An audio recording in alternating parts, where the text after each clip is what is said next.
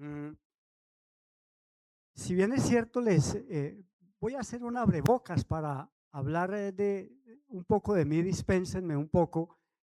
Si bien es cierto, desde hace unos 5 o 6 años el Señor empezó a inquietar mi corazón y a mostrarme que me preparara, pero esa preparación fue muy académica.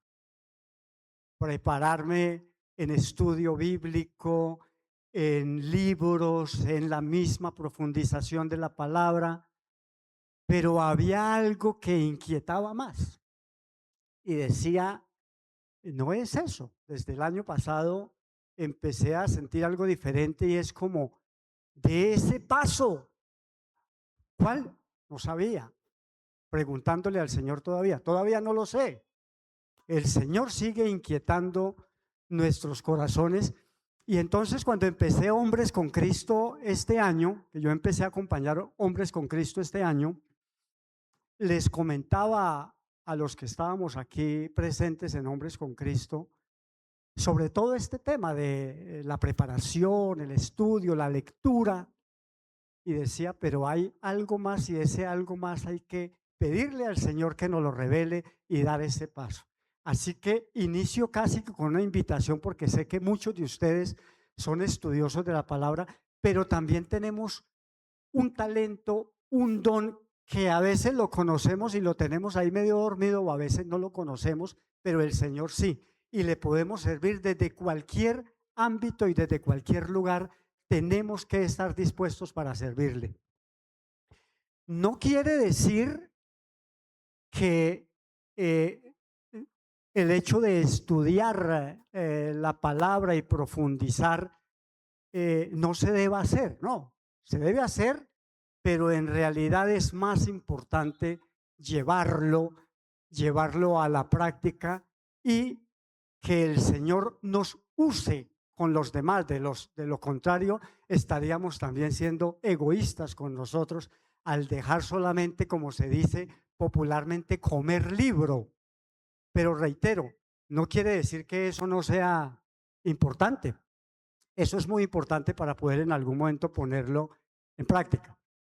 Decía un cuento aquí como para distensionarnos un poco, eh, que había una persona muy joven y muy preparada y que acababa de salir de la escuela de estudio bíblico y tenía unas especializaciones en toda la materia bíblica y que llegó y lo mandaron para un pueblo muy pequeño a reemplazar al pastor que ya se había retirado, y desde que llegó con su estilo de seminarista lo que les dijo fue: vengo a la iglesia con apologética, hermenéutica, homilética, exegesis.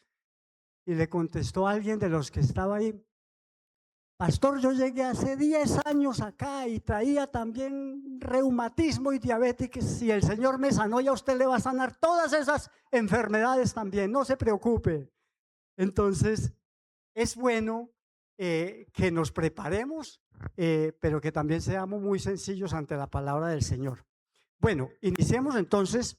Hoy les traigo, mis hermanos, el Señor puso en mi corazón pidiéndole a Él que nos ilumine y que nos dé la sabiduría para que salgamos muy bendecidos con esta palabra que les traigo. La palabra está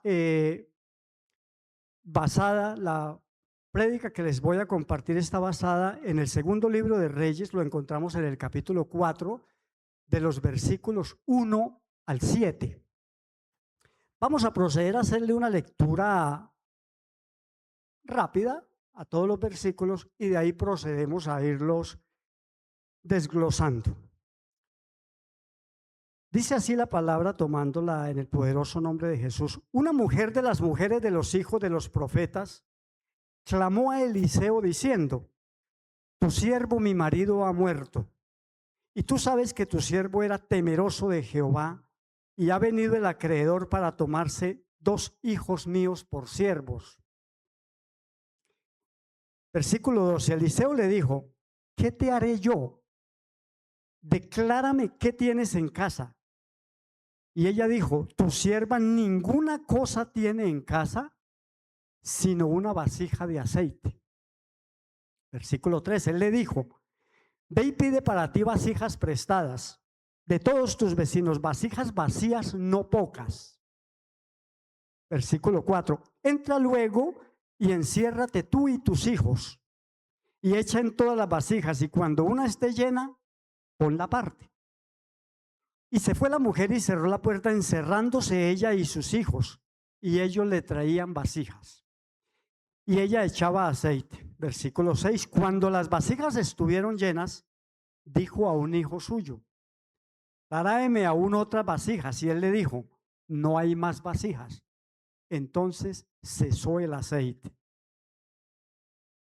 Vino ella luego y contó al varón de Dios, el cual dijo, ve y vende el aceite y paga a tus acreedores, y tú y tus hijos vivid de lo que quede.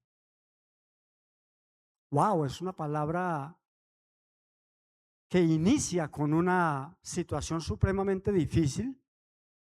Aquí observamos que no es un relato de victoria, no es un relato de abundancia, es un relato de lágrimas, es un relato de angustia, es un relato de una situación apremiante que ponía en riesgo incluso a sus hijos, a llegar a servidumbre, a llegar a esclavitud para pagar una deuda.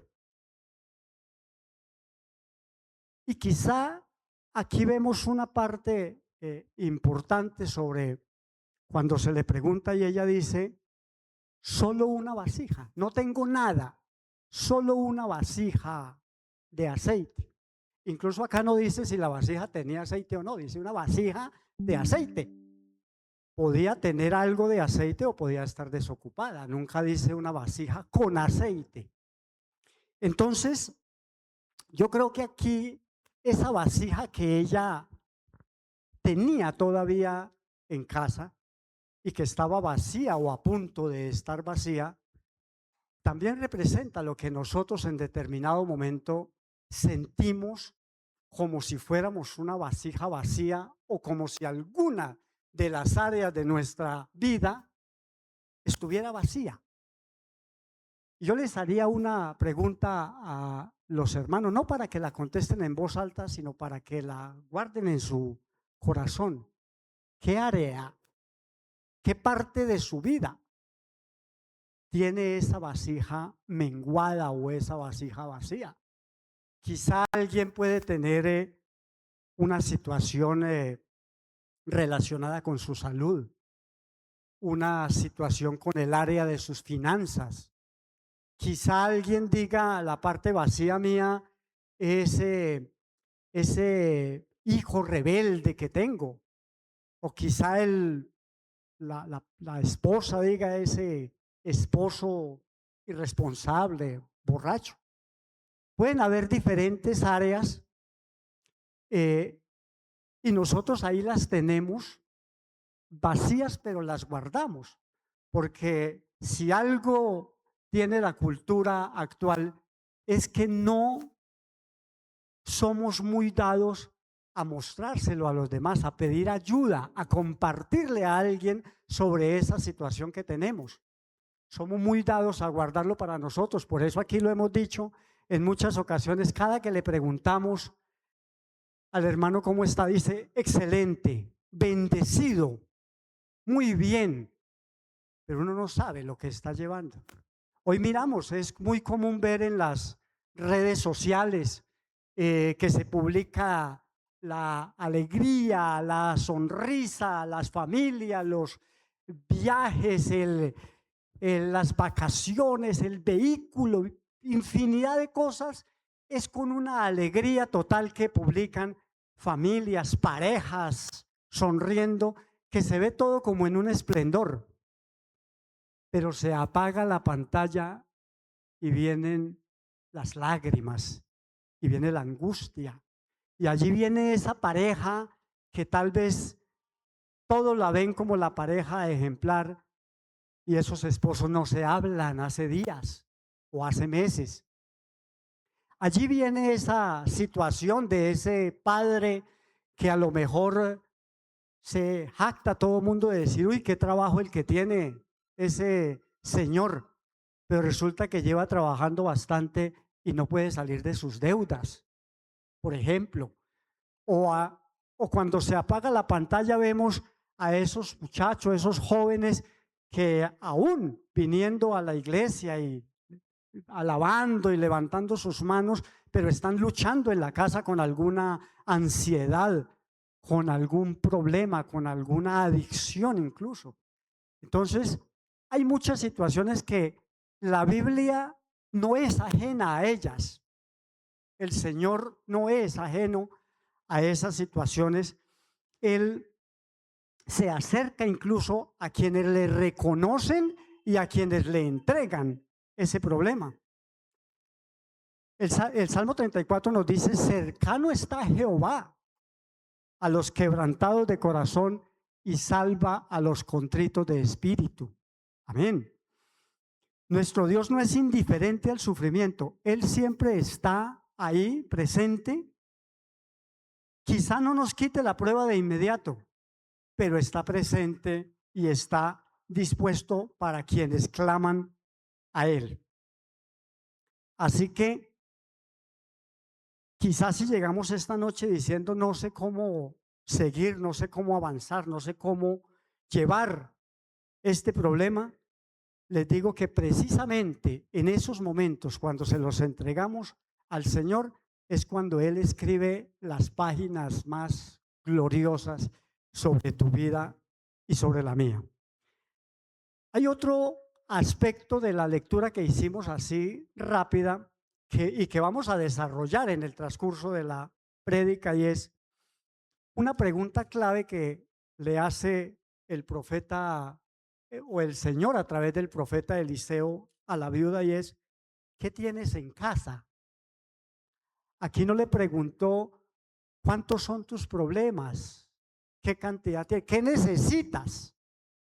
No, ¿qué tienes en casa?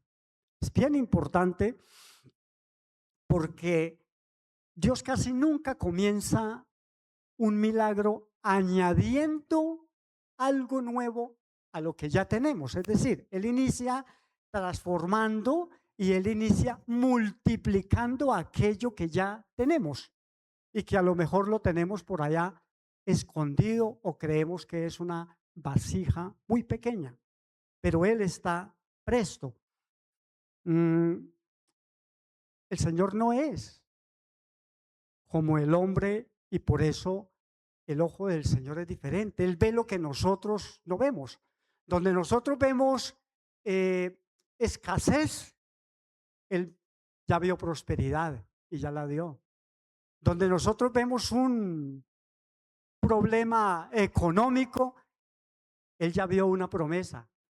Donde nosotros vemos ese desierto, Él ya vio esa tierra prometida. Donde nosotros vemos esos 5 panes, Él ya vio el alimento de miles. Y donde nosotros vemos una cruz, Él ya vio la salvación del mundo. ¿Ven? Así que qué maravillosa es la vista del Señor. Qué maravillosos son los ojos y la mirada de Él, que no se puede equiparar, por supuesto, la nuestra a la de Él. Así que vamos a predicar a Cristo. Y aquí quizá alguien podrá decir, bueno, pero ¿qué tiene que ver una situación de una viuda, poco de aceite, un milagro que se ve palpable? ¿Qué tiene que ver con Jesucristo? ¿Por qué a la cruz de Cristo? ¿Qué tiene que ver? Yo les diría todo. Tiene que ver todo, y la palabra del Señor toda apunta a Cristo. Toda la palabra del Señor, desde Génesis hasta Apocalipsis. Si no lo tomáramos de esa forma, incluso le podríamos hacer mentiroso a Él mismo. Recordamos el pasaje en Lucas con los discípulos camino a Emaús, que dice: y desde Moisés pasando por todos los profetas, les declaraba lo que la palabra, lo que las escrituras hablaban acerca de él. Toda la palabra apunta a Cristo, cristocéntrica, toda la palabra. Aquí es bueno hacer voy a hacer énfasis en lo siguiente. Voy a salirme un poquito del tema porque me parece bien importante que nosotros entendamos que cada libro, préstame una Biblia, que nosotros entendamos que cuando tomamos la palabra del Señor, cada libro, cada capítulo, cada versículo, cada letra debe apuntar a Cristo. De lo contrario es papel y tinta. Y la palabra del Señor no es papel y tinta. La palabra del Señor es palabra poderosa para salvación. La palabra del Señor es poderosa para transformar vidas. Así que toda la palabra apunta a Cristo. Démosle un aplauso al Señor. Gracias, amado Padre, por habernos dejado ese regalo maravilloso como lo es tu palabra, Señor. Vamos a empezar a introducirnos. Vamos a leer el versículo primero. Una mujer de las mujeres de los hijos de los profetas clamó a Eliseo diciendo: tu siervo, mi marido, ha muerto, y tú sabes que tu siervo era temeroso de Jehová, y ha venido el acreedor para tomarse 2 hijos míos por siervos. Primero decir que este no es un relato, no es una parábola, sino es una situación real que quedó en la Biblia como una situación histórica en tiempo y en espacio. Geográficamente e históricamente sucedió. Sería importante para poder adentrarnos, vamos a hacerle un pequeño marco histórico y también de espacio geográfico sobre dónde se desarrollaba esta situación. El profeta Eliseo, ustedes muchos conocen la historia del profeta Eliseo, que es quien sucede o recibe del profeta Elías. Cuando el Señor lo lleva, él queda como con el testimonio, como con la herencia, y se desarrolla en la parte norte del reino ya dividido. Sabemos que el reino se dividió en reino del norte, que es lo que se le conocía como Israel, y el reino del sur, que era lo que se le conocía como Judá. El reino del norte es un reino que hasta la caída bajo los asirios tuvo alrededor de 20 reyes, dice la palabra, todos malos, todos. En el reino de Judá fue donde encontramos unos 8 reyes que siguieron en algunas cosas la obediencia al Señor, aunque no en todas. Pero aquí se desarrolla en el reino del norte. Es decir, que la situación era supremamente difícil. La persecución que empieza a recibir Eliseo desde el mismo momento en que recibe el testimonio de Elías, la pueden incluso encontrar en los capítulos anteriores, en el capítulo 2 y 3 de este mismo libro de Segunda de Reyes. Entonces, era una situación que se vivía difícil por la división del reino, y sabemos que cuando una nación se aleja del Señor, pues la situación difícil empieza a tocar diferentes áreas, entre esas el área familiar, el área económica, toca diferentes áreas. Eso también nos sirve como aplicación para las naciones actuales que se alejan del Señor y empezamos a ver la corrupción y empezamos a ver otro tipo de situaciones que se presentan allí en las administraciones también en los diferentes países. Entonces, nos situamos en un marco histórico supremamente difícil. De hecho, acá podemos ya empezar a ver, no dice cómo murió el marido de ella, no dice cómo murió, pero lo que sí sabemos era que había bastante persecución a los profetas de ese tiempo y seguramente fue producto también de alguna de esa persecución. Vemos, la mujer era viuda, la situación de la viudez en esa época era una situación calamitosa, era una situación muy difícil, porque estamos situados en un contexto histórico donde había un marco muy patriarcal, donde el hombre era el que trabajaba, el hombre era el que proveía, el hombre era el que guardaba y cuidaba, el que defendía. O sea que esta viuda queda en una situación donde pierde el sustento, pierde la protección. Y si bien en la ley de Moisés ya se hablaba en Deuteronomio sobre cómo beneficiar a las viudas, pues no todas las comunidades estaban prestas a hacerlo. Habla de los hijos de los profetas. Una mujer de las mujeres de los hijos de los profetas. Aquí no está hablando de que ella hubiera sido la esposa de un hijo de un profeta. No, acá se le llamaba hijos de los profetas a un grupo de discípulos que seguían al profeta y que guardaban y procuraban guardar la ley y sobre todo mantenerse firme en una tierra y en unos momentos de idolatría como nunca se había visto. Entonces, lo que ella está manifestando cuando dice, tú sabes que tu siervo era temeroso de Jehová, no estaba procurando manipular a Eliseo, era que Eliseo entendiera del testimonio que había sido su esposo.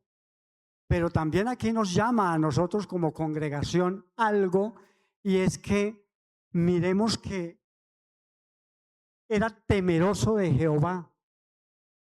Y aún así, ¿qué fue lo que dejó a su muerte? Deudas. Mira, no creo que fueran pocas para que vinieran a llevársele 2 hijos suyos como siervos. Dejó deudas. No sabemos cómo murió, pero reitero, pudo haber sido muy perseguido, seguramente. En esta parte eran bastante perseguidos. Entonces, a nosotros el hecho de ser seguidores, el hecho de ser cristianos, lo hemos dicho en diferentes ocasiones, no nos exime de las dificultades, no nos exime de los problemas que vamos a tener. Cuando alguien, porque los vemos también en las diferentes congregaciones u otras iglesias, habla de que lleva tu vida al Señor y tus problemas desaparecerán. Eso lo hemos escuchado. Tus problemas van a desaparecer. Para eso no hay sino una palabra: charlatanería. Eso no es verdad. Los problemas no van a desaparecer, pero vamos a tener quien luche por ellos. Vamos a tener al poderoso de Israel que lucha por ellos y que nos acompaña. Hablemos un poco también de Eliseo. Aquí aparece la figura de Eliseo. Ya habíamos anticipado, Eliseo sucedió a Elías. Eliseo desde el mismo momento, incluso, los invito a que lean la historia de Eliseo en estos capítulos porque es hermosa, pero desde el mismo momento en que el Señor levanta a Elías, empieza el Señor a usar en una forma maravillosa a Eliseo. Ahí mismo hace la primera situación milagrosa con la capa, con el manto que deja caer Elías. Pero vienen otras. Aquí recordemos la purificación de las aguas de Jericó que vienen ahí. Enseguida viene la situación que estamos hablando con el aceite de la viuda. Aquí en este mismo capítulo encontramos el hijo de la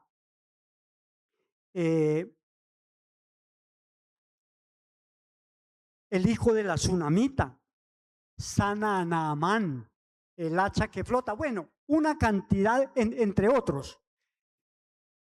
Pero aquí vemos un punto específico de cómo usa el Señor a Eliseo, y es sobre aspectos basados en misericordia. Aquí observamos en todos esos aspectos que acabo de mencionar, alimenta, sana, resucita, provee el Señor por medio de Eliseo. Y eso aquí nos empieza a entregar un marco a quien se nos asemeja. ¿A quién se nos asemeja? Alimenta, sana, restaura, provee a Cristo. No estamos diciendo que Eliseo acá sea Cristo. No estamos diciendo que aquí haya una teofonía. No, estamos diciendo que Eliseo anticipa a ese proveedor, a ese sanador, a ese salvador y a ese que nos va a dar vida eterna y que muy pronto viene. Entonces era preparando al pueblo para conocer a su Salvador. Para tomarse 2 hijos míos por siervos. En la ley de Moisés, en Levítico y en Éxodo, vemos algunas leyes sobre los esclavos o sobre siervos, sobre la forma en que se podían cobrar una deuda. Pero esa ley, entregada por el Señor, fue escrita desde la perspectiva de la misericordia. Y aquí, para esta época, en la tierra en que estamos enmarcados, eso se había perdido. Y cuando se pierde la misericordia, llega la opresión. Así que, si estamos diciendo, se los podían llevar para que fueran esclavos, sí, se los podían llevar para que pagaran una deuda. Se había perdido el sentido de la misericordia. Por algo, en las enseñanzas, nuestro Señor Jesús, en su ministerio, en el libro de Mateo, habla de que se ha perdido la fe, la misericordia y la justicia. Recordemos cuando le dice a los fariseos: hay de ustedes, fariseos hipócritas, que diezmáis la menta y el eneldo y el comino, pero dejáis lo más importante de la ley, que es la fe, la misericordia y la justicia. Se había perdido totalmente, así que los podían llevar como esclavos, los podían llevar, claro. Finalizamos este análisis del primer versículo diciendo que aquí vemos a una mujer que tiene una deuda. En cierta forma es una condena sobre su casa, porque la hay. Mire todo lo que estaba padeciendo y no tiene con qué pagar. ¿No les parece familiar a nosotros? Colosenses 2:13-14 nos dice: Él os dio vida juntamente con Él, perdonándoos todos los pecados, anulando el acta de los decretos que había contra nosotros. nosotros también teníamos una deuda que era imposible de pagar. No era una deuda económica, era una deuda espiritual. Y no la podíamos cancelar con nuestras propias fuerzas. Por eso, así como la viuda necesitó de un redentor, nosotros también necesitamos de un Salvador. Y ese Salvador ya vino, ya murió, ya nos redimió. Con su última gota de sangre, ya pagó esa factura que pesaba sobre nosotros. Ya hoy somos salvos. Amén, amén, somos salvos. Pasemos a los versículos 2 y 3, por favor. Y Eliseo le dijo: ¿qué te haré yo? Declárame qué tienes en casa. Y ella dijo: tu sierva ninguna cosa tiene en casa, sino una vasija de aceite. Él le dijo: ve y pide para ti vasijas prestadas de todos tus vecinos, vasijas vacías, no pocas.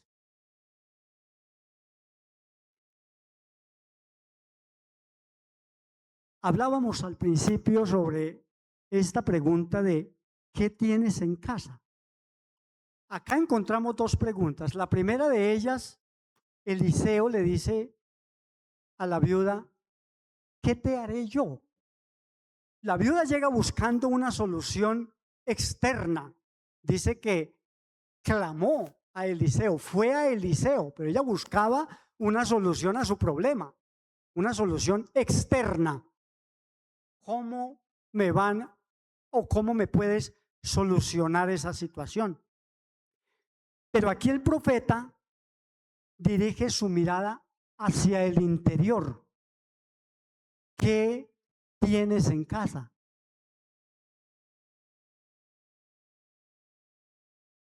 Muchas veces nosotros llegamos, clamamos al Señor diciéndole: tengo esta situación, tengo este problema. Señor, sácame de esta situación, un problema económico, restaura mi relación familiar, restaura mi relación de pareja. Pero, y hemos mirado, porque el Señor con la pregunta nos cambia las circunstancias y nos dice: ¿qué he puesto en tus manos? ¿Qué he puesto en tus manos? Decíamos al principio, el Señor generalmente no inicia un milagro añadiendo algo. Inicia trabajando sobre lo que ya tienes. Sobre eso que ya tienes, o multiplicándolo o llevándolo a lo que necesitas, pero es sobre lo que ya tienes. Él usó diferentes circunstancias que ya tenían grandes personajes que hemos visto en la Biblia. La vara de Moisés, usa las redes de Pedro, la honda y las piedras de David. Él mira lo que ya tienes y sobre eso trabaja ese gran milagro que tiene para nosotros. Así que esa pregunta nos lleva a nuestro interior. ¿Qué tenemos? ¿Y qué podemos empezar a trabajar para lograr eso que estamos pidiendo? Le dice: tu sierva ninguna cosa tiene en casa. Aquí hablaba desde el desespero. Ninguna cosa tiene en casa. Pero inmediatamente dice: si no tengo una vasija de aceite. Entonces sí tenía algo. Ella habla desde el desespero inicialmente: no tengo nada, solo una vasija de aceite. Es decir, todavía había un remanente de aceite. Todavía nosotros a veces decimos: no tenemos nada, pero hay ese remanente de aceite ahí todavía. A veces decimos: no tengo fuerzas, pero todavía nos queda la oración. A veces decimos: no encuentro una salida, pero inmediatamente recordamos que Cristo todavía está sentado en su trono y Él es la salida. Entonces muchas veces creemos que nos hemos quedado sin aceite, pero tenemos ese pequeño remanente, y mientras haya ese pequeño remanente de aceite, hay una posibilidad de ese milagro que estamos esperando. Miremos un poco qué nos representa el aceite. Vamos a tocarlo porque hablar del aceite podría darnos para varias prédicas. Pero digamos que el aceite en la Escritura tiene varios significados que van desde consagración, sanidad, alegría, provisión, la luz que se utilizaba para los tabernáculos y especialmente la obra del Espíritu Santo. Nosotros sabemos que con el aceite se ungía a los profetas, se ungían los reyes, se ungían los sacerdotes, pero solo hay una persona que cumplió con todos esos oficios, nuestro Señor Jesucristo. Solamente Él pudo cumplir con todos esos oficios que estamos hablando. Él es el verdadero profeta, Él es el verdadero sacerdote, Él es el verdadero rey. Así que el aceite de la viuda acá no representa simplemente un elemento cosmético, un elemento que se utilizaba para algunas de las actividades cotidianas, sino que era una sombra del ungido que venía. La casa estaba vacía, pero todavía tenía un poco de aceite.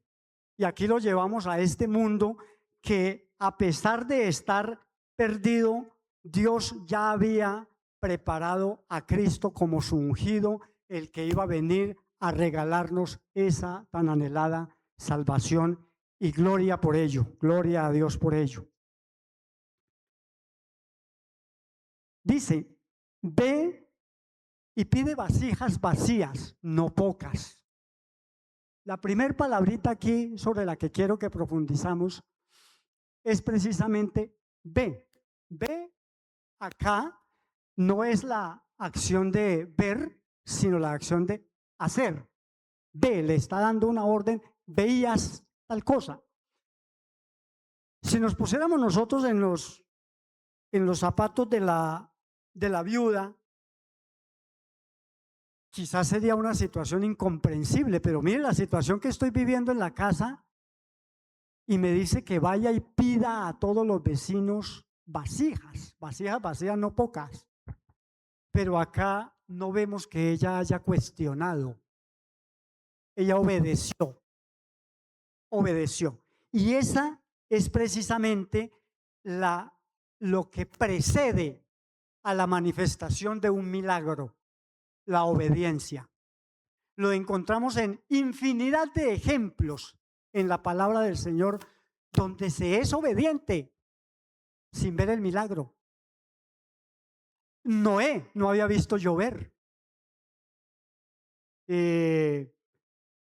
Podemos ver que, por ponerse simplemente un ejemplo, Josué no había visto caer los muros de Jericó, pero obedeció. Abraham salió antes de ver la tierra prometida, simplemente obedeció. Entonces, acá la viuda también obedece simplemente sin haber visto todavía multiplicarse el aceite. Así que el obedecer necesariamente viene ligado a la fe. Y la fe bíblica no es negar la realidad, la fe bíblica es obrar sin haberlo visto. Recordemos Hebreos 11:1, ¿no? Es pues la fe, la esperanza, es pues la fe, la certeza de lo que se espera, la convicción de lo que no se ve. Es obedecer sin haber necesidad de que veamos el milagro. Pasemos a analizar la frase de las vasijas vacías. ¿Por qué el profeta pedía unas vasijas vacías? Porque Dios reconoce nuestra necesidad. Dios reconoce lo que necesitamos. Dios ya sabe lo que necesitamos. Él quiere que le pidamos todos los días lo que necesitamos, pero no porque no lo sepa. Él ya lo conoce. Es más, Él lo conoce más que nosotros, porque nosotros creemos necesitar algo y Él sabe exactamente qué es lo que necesitamos y qué es lo que nos conviene. Él nos llena. Bienaventurados los pobres de espíritu, porque de ellos es el reino del Señor, el reino de los cielos. La idea es llegar a Él con esa vasija vacía para que nos la llene. ¿Cómo llega el orgulloso? ¿Cómo llega el que está lleno de arrogancia, de ímpetu? El que tal vez cree que no necesita. Llega lleno. Llega lleno, cree que no necesita nada y el Señor no va a llenar una vasija sobre algo que ya cree estar lleno. Necesitamos llegar a Él con la humildad que se requiere para que llene nuestra vasija, para que llene nuestra vida. Le dice, no pocas, no pocas. Había que dejar aquí también algo para involucrar a la viuda. Recuerde que ahí más arriba le está diciendo, ve y pide a todos los vecinos. Ve y pide para ti prestadas a todos tus vecinos. Es decir, ella tenía que hacer también un trabajo, tenía que actuar. Esto no se trata simplemente de pedir y sentarnos a esperar. Ella tuvo que hacer también un trabajo. Dios podía haber hecho aparecer el aceite inmediatamente, pero Él decide formar la fe de aquella mujer, prepararla para que recibiera su provisión. Y aquí es importante que tengamos cuidado de no confundir siempre esa provisión, que somos muy dados a veces a confundirlo, con solamente provisión material. No, la provisión del Señor es totalmente autónomo en todo lo que nos quiera dar y puede haber también bendición material, pero el Señor sabe lo que nosotros necesitamos. Quizá necesitemos paz, quizá necesitemos fortaleza, necesitemos sabiduría, quizás necesitemos también, por supuesto, recursos, sanidad. Él sabe y Él lo da en la medida en lo que necesitemos. Pasemos a los siguientes versículos. Vamos a revisar los versículos del 4 a 6. Entra luego y enciérrate tú y tus hijos y echa en todas las vasijas, y cuando esté llena ponla aparte. Y se fue la mujer y cerró la puerta, encerrándose ella y sus hijos, y ellos le traían las vasijas y ella echaba del aceite. Cuando las vasijas estuvieron llenas, dijo a un hijo suyo, tráeme aún otras vasijas. Y él dijo, no hay más vasijas. Entonces cesó el aceite. Lo primero que quiero llamar la atención aquí es en que habla de ella y sus hijos. Aquí involucró a toda la familia. No podían ser simples espectadores. Ellos llevaban las vasijas mientras ella derramaba el aceite y cada miembro participaba porque era importante que esa fe se transmitiera a toda la familia. Recordemos Deuteronomio, que enseña a ordenar la palabra y transmitirla a los hijos, así que ellos siempre deben y tienen que estar involucrados en todas nuestras actividades espirituales. ella echaba el aceite, dice, aquí ya se configura el milagro. Ella echaba el aceite. La palabra no nos dice cómo fue el milagro, si fue que de una vasija seguía brotando o si fue que iban apareciéndole. No nos dice cómo. Esa no es la intención, que nosotros sepamos cómo se produce el milagro, sino saber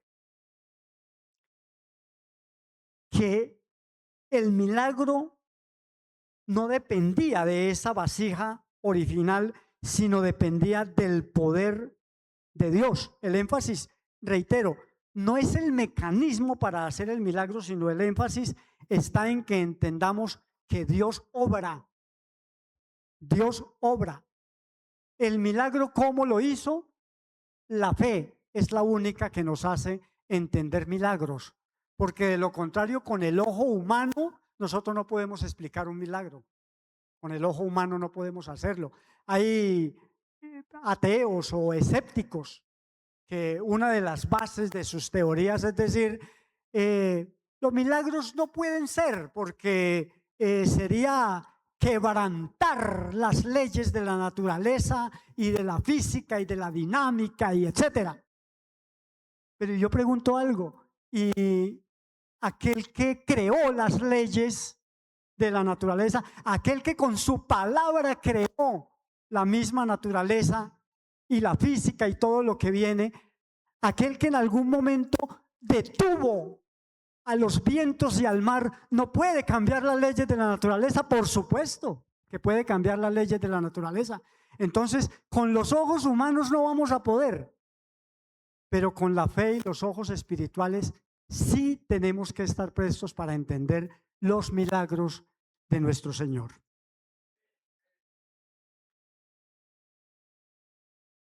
Cuando las vasijas estuvieron llenas, el texto no nos dice que algunas vasijas o que unas quedaron llenas y otras no, nos dice cuando quedaron llenas.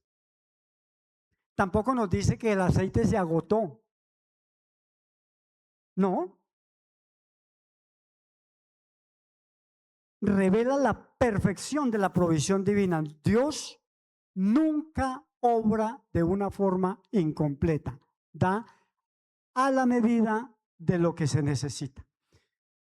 Cuando Él salva, salva completamente. Cuando Él perdona, perdona completamente. No hay que añadir absolutamente nada más. Además, porque nosotros no tenemos cómo añadir absolutamente nada para nuestra salvación. La obra de Cristo no necesita ser complementada con esfuerzos humanos. La obra de Cristo ya se realizó una vez y para siempre. Es una obra perfecta a la que nada podemos añadirle. Dice la viuda al hijo: tráeme aún otras vasijas. Esta es una petición que nos significa mucho, porque recordemos en el versículo 1 donde ella decía: no tengo nada, solo una vasija de aceite. Acá ya está el ver ese milagro, la ha hecho que se oriente hacia decir: tráeme más vasijas, que necesito más. Cuando antes sí ve cómo estaba su visión tan opacada en decir: no tengo nada, solo una vasija de aceite. Así también nos ocurre a nosotros en la vida cristiana, nos ocurre que cada respuesta que obtenemos del Señor nos fortalece aún más en la fe y nos invita a seguir dependiendo de Él. Dice que le respondió el niño y le dijo: no hay más vasijas. Entonces cesó el aceite. Yo creería que puede ser el corazón de la prédica, porque constituye el saber que el aceite no dejó de fluir porque se hubiera agotado. el milagro termina porque ya no habían más recipientes para recibir aceite.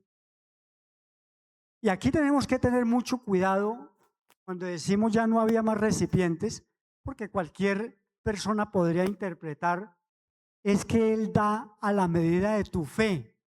Muchos lo dicen, no, es que es, uy hermano, si usted tiene bastante fe, recibe bastante. No, Él da a la medida de lo que Él dispuso. Él sabe qué es lo que necesitas y hasta dónde. Él había dispuesto, Él ya había dispuesto cuántas vasijas iba a recoger, cuántas vasijas iban a estar disponibles. Aquí lo que nos interesa saber es que las llenó todas. Y en ese momento sí cesó el aceite. Podemos decir que la gracia del Señor, porque aquí representa la gracia del Señor, sobreabunda en la medida que el Señor la quiera entregar. Él es autónomo para entregarte. No es a la medida de tu fe. Tu fe no condiciona. Tu fe no condiciona la cantidad, el milagro que te va a entregar el Señor. Nosotros no lo podemos manipular ni condicionar de esa forma. O sea que el problema no está en que nosotros nos dispongamos más. El problema está en que el Señor conoce exactamente lo que necesitamos y eso es lo que nos entrega. Les decía hace momento, lo conoce más que nosotros. Dice la palabra que pedís y pedís mal, porque pedís para vuestros deleites. Él sí sabe qué necesitamos y eso es lo que nos da. Vamos a la última diapositiva. Vino ella luego y lo contó al varón de Dios, el cual dijo: ve y vende el aceite y paga a tus acreedores, y tú y tus hijos vivid de lo que quede. Ve y vende el aceite. Aquí ya vimos la palabra ve, obediencia. Ella lo hace, pero vemos que no se evade la responsabilidad que tenía ella. Ella tenía que accionar, ir, venderlo, administrar ese dinero de la forma correcta, de la forma que correspondía. Era utilizar correctamente la provisión que había recibido. Y aquí entendemos que la obediencia no es la que nos compra la salvación, sino el fruto de haber sido alcanzados por ella.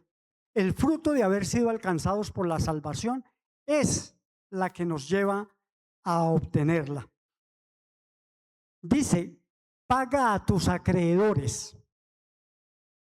Este es un mandato que no le está diciendo a ella que fuera a disfrutar de ese excedente, sino lo primero era cancelar esa deuda.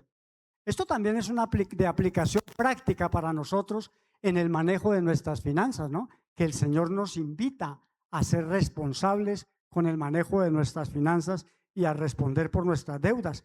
Pero aplicado en una visión cristocéntrica, podemos decir que toda la humanidad tenía una deuda que era imposible de cancelar. Era imposible, Romanos 6:23, porque la paga del pecado es muerte.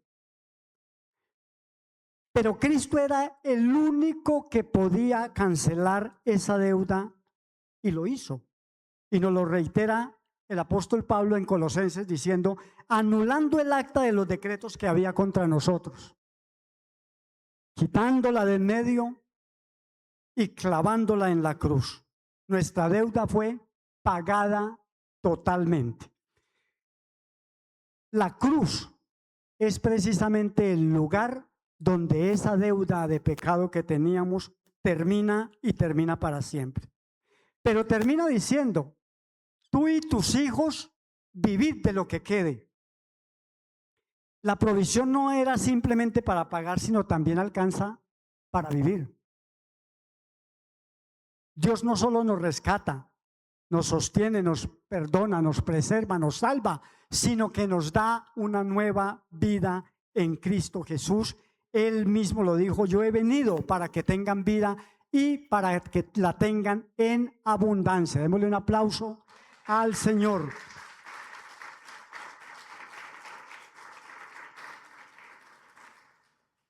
Bueno, mis amados hermanos, dejo como conclusión cinco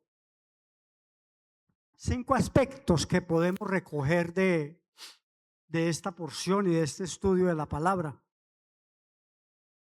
antes de que empiecen a saltar ranas. Primera de ellas: Dios escucha el clamor de quienes le reconocen su necesidad. Vasijas vacías, recordemos. Segunda, Dios suele comenzar su obra con lo que parece insignificante y también con lo que ya tenemos, ¿no? Esa pequeña vasija que tenía la viuda, que la vio seguramente como insignificante. Tercero, la obediencia siempre precede a la experiencia de la provisión. Es obedecer con fe, no esperar a que se haga el milagro para luego obedecer. Cuarta, Cristo pagó la deuda que nosotros jamás habríamos podido pagar, y la pagó completa una vez y para siempre. Y quinta, la gracia de Dios sigue fluyendo hoy en día. Pongámonos de pie, amados hermanos. Les invito para que finalicemos orando al Señor, clamándole por este tiempo maravilloso que nos ha regalado. Padre Celestial, te damos gracias, Señor, porque tú eres un Dios de promesas, amado Padre, porque tú eres un Dios que ve la necesidad de su pueblo, mi amado Señor, porque ese maravilloso regalo que nos regalaste para pagar una deuda, Señor, que nosotros jamás habíamos podido pagar, y que ya nuestro Señor Jesucristo la pagó por una vez y para siempre, anulando ese decreto de condenación que teníamos. Gracias, Señor, porque así como tú obraste en la vida de esta viuda que hoy analizamos acá con los hermanos, esta porción de tu palabra, y que usaste al profeta Eliseo para esa obra maravillosa, asimismo obras en nuestra vida, Señor, en nuestros corazones. Permítenos, Señor, que podamos despojarnos de todo orgullo, de toda altivez, Señor, y que lleguemos con humildad a ti, que lleguemos, Señor, con esas vasijas vacías para que tú fluyas de tu gracia, mi amado Padre, para que siga fluyendo y que nunca terminemos de recibir esa gracia inmensa e inagotable que viene de tu parte, Señor. Pedimos, amado Padre, por todas las peticiones de los hermanos en la iglesia, porque quizá algunos han venido agobiados por situaciones difíciles que están afrontando. Quizá muchos de ellos, mi amado Padre, están tratando con sus mismas fuerzas, considerándose personas éticas, personas correctas, haciendo obras, pero Señor, nosotros no podemos hacer absolutamente nada para ganar una salvación que ya tú nos la diste por medio de tu Hijo, de nuestro Señor Jesucristo, quien vino y con la última gota de su sangre derramada en la cruz nos hizo salvos para siempre, Señor. Gracias por esa provisión abundante de tu gracia, de tu aceite, Señor, que hemos recibido, amado Padre. Pido, Señor, por las personas aquí presentes que vinimos a congregarnos hoy, como también tu palabra nos lo manda, que nos congreguemos, que no dejemos de congregarnos. Pido por ellos, Señor, para que les lleves con bien, así como les trajiste a este recinto, les lleves a sus destinos con bien, Señor, y que tu gracia y que tu poder sobre nosotros siempre esté presente y que nuestros oídos estén dispuestos siempre para escucharte y para recibir lo que viene de ti, que siempre es lo mejor. Te lo pedimos, Señor, en el poderoso nombre de Jesús. Amén, amén, amén.